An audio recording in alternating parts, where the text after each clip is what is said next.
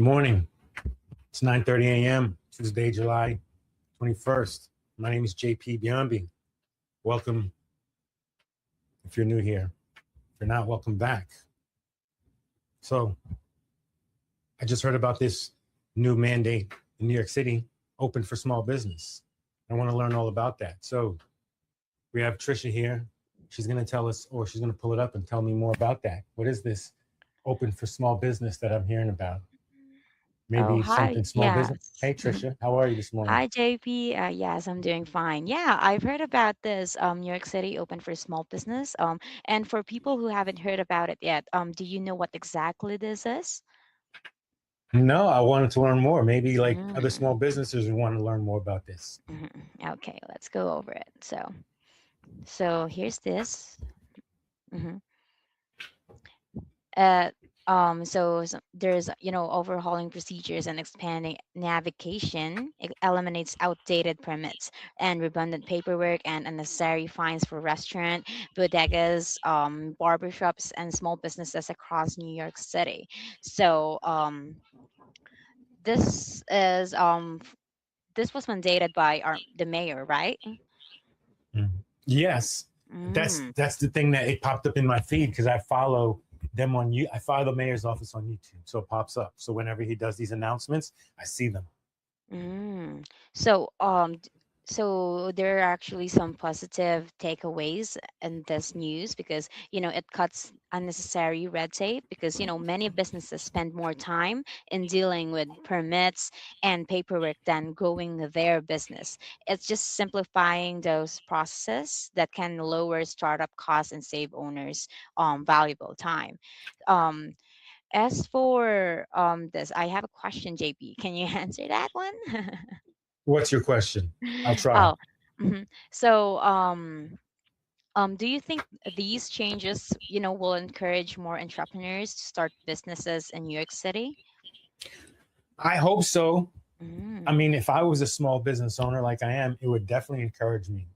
mm, That's definitely one of the biggest hurdles that small business owners face when you're getting started is like paperwork, red tape, fees for, applications for things that may be like, frivolous. And so sometimes when you're opening a small business like New York City, you have all these hurdles to jump, and it always requires some paperwork and some waiting time, you know? And yeah, certain things I can understand, but there is definitely probably a lot more red tape than necessary. mm. Well, um, well, I just wanted to ask, so once a business gets through the licensing process, what should be the next priority for you, JP? What do you think For should be the me, next? Yeah, what should be you think that the next priority for the businesses after they get through the licensing process? yeah, well, I think when you're a business and you just get through the licensing process and you're just getting started, one of the Mm-hmm. first things that you should do is you should like start a contact management system or a customer relationship management system, Mm-hmm. basically like a database, or I Mm-hmm. call it a CRM. So that Mm-hmm. way you can like track all of the interactions that you have with your customers, your vendors, anyone that you might be dealing with that you're just getting a quote from. These are going to be contacts that your business is going to, be needing. And so if you start from the beginning by collecting them and keeping them organized, that's going to be Mm-hmm. super useful for your business. So I recommend any business owner, even when you're just getting started, you're getting licensed, look into getting some kind of a, CRM or, a database, somewhere where you're going to keep all your records and all your information. That way you can access it easily. And it can be, um, it can be utilized by your business when you need it, by you, your Mm-hmm. employees, your staff. Mm-hmm. Well, and speaking of steps into going into business, do you know or do you have anything that you can tell us about how important it is to in choosing the right payment processor from day one for your business? Yeah, because when you're a small business and you're getting started out, Mm-hmm. having fees that eat into your profit margins is one of the easiest ways to go out of business. And Mm-hmm. so when you look at credit card swipe fees, they sometimes range in the 2 to 3% 3%, sometimes Mm, 4 even when you add the, 30 cents on top of that, right?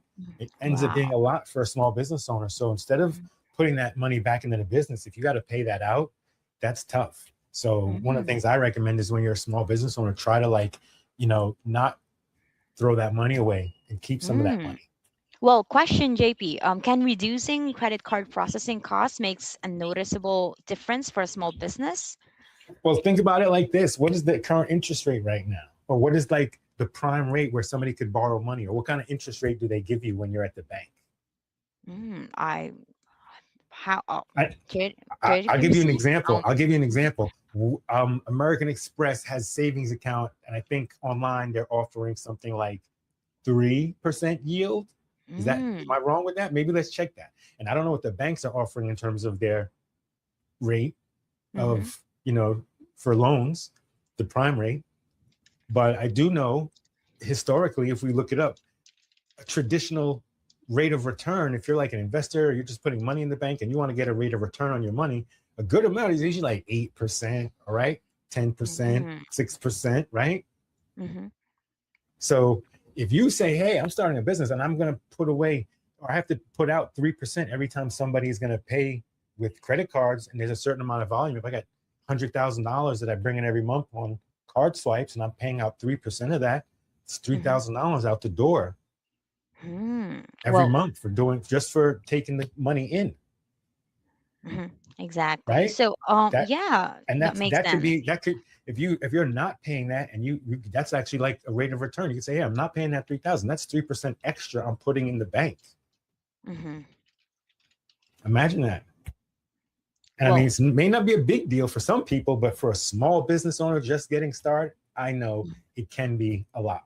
mhm. Well, I just wanted to have a question again. Well, Yeah, for as we're talking about business here and we're talking about starting a business, right? So yeah. once a business opens its door, what do you think is the one financial mistake that you see new owners usually make?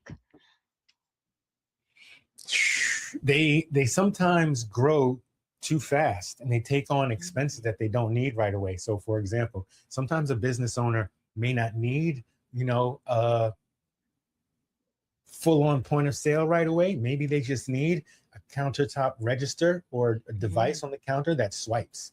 And sometimes getting one of those on the counter that passes the fee onto the customer instead of, having the fee schedule or the swipe fees come out of the business owner's pocket, that can, be shifted to the customer. And now the customer mm, can be liable for the swipe fees. And so that will save that business owner that 3% that we're talking about. And so mm, not having a point of sale might also help the business owner avoid any monthly subscription fees at first, right? mhm, That's one of the things a lot of business owners suffer with is when you sign up for some website hosting or point of sale or some subscription service, it costs you X amount per month. That mm, means you have to pay some overhead every month. I mean, you're a small business owner. Let's just say you have a slow month and you didn't make any sales. You don't mm, want a subscription fee or a monthly fee coming out mhm. of your bank account, right? When you don't have any money coming in. Yeah. If you let's say you have $5 and the monthly subscription is 40, no sales came in, you might go negative. So small business owners kind of want to have a way to avoid any monthly fees, right? So Mhm, those are some things that can help them to mm, avoid any monthly fees or any hardware fees that come with buying a big point of sale or a very large system to accept payments when all you may need is a mobile swiper, a device on the counter, right? Make it as yeah. simple and as easy as possible to accept payments so you don't have to carry any hardware costs, you don't have to carry monthly subscription costs, and all those things are going to get either when it comes to subscription costs, they're going to get upgraded and Mhm, increased, or when it comes to hardware, they're going to get out of date and you're going to have to upgrade them. So think about when you have these, overhead costs, the future expense of them going up. So when you're starting mm, out as a business, you want to have as least amount of expenses as possible. mhm. And that also allows you to have a future, that doesn't include, regular upgrades or regular increases, right?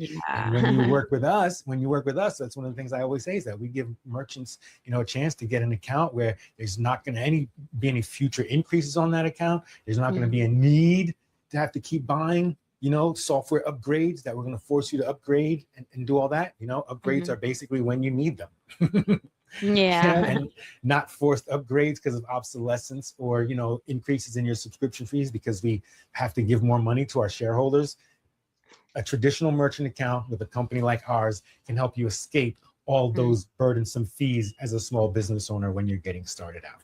Well, thank you And so much for that, JP. Well, you're last welcome. question. Yeah, Go last ahead. question though. So as New York City makes it very easy to open businesses now, what role do merchant service providers out there play in helping those business grow? What do you think?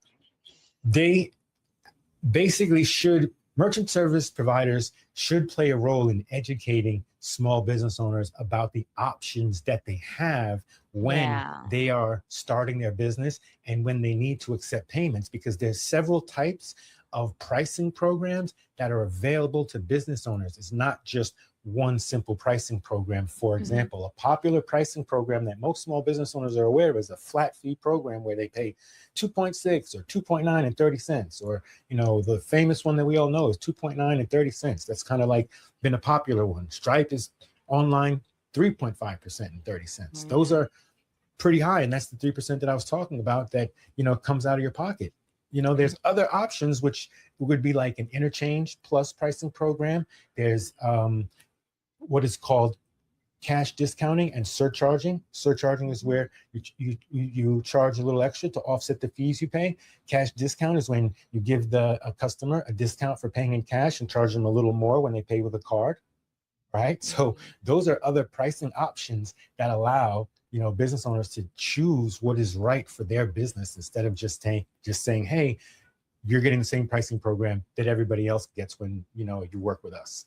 That kind of feels like cookie cutter. Everybody gets the same thing, and that would feel Yeah. weird, especially if you're like, hey, let's say you're going to your prom. You think every girl who shows up to prom wants to be in the same dress? No, and that's how businesses work. Every business is different. They're all different, and they all have different needs, different objectives, right? So they need to have a specific point of sale that addresses their needs. And merchant account has a pricing program that will fit that. Does that make sense?